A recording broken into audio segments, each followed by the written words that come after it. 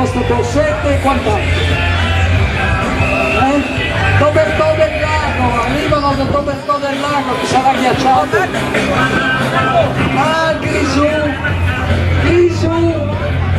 il drago che spegne fuochi, c'è una simbologia molto forte qui. Il drago li spegne insieme a tanti suoi collaboratori, spegne il fuoco.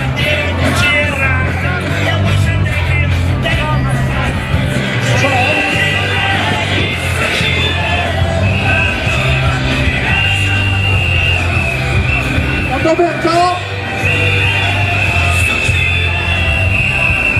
arriva Grisù bilingue, eccoli qua. Ciao ragazzi, benvenuti. Se vedete qualche anche un gas è acceso, spegnete voi.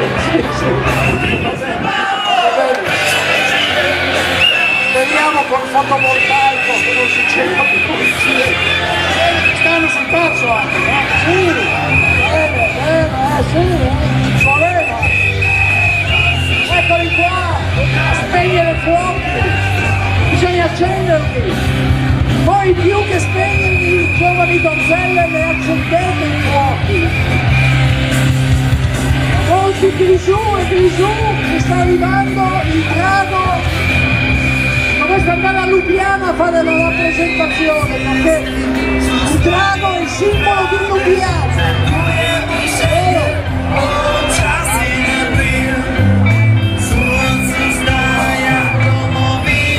Un fuoco lento. Però dobbiamo dire devo spazio. Si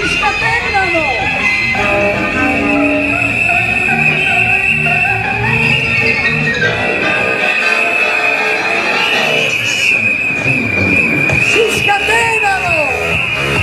C'è anche la diavolina! Diavolina! Sei ecologica o... Eccolo il fuoco e grigio! Dopo 25 anni siamo di nuovo a il carnevale di Dobertò! Siamo contenti! No, spegnete tutti i fuochi! Accendeteli!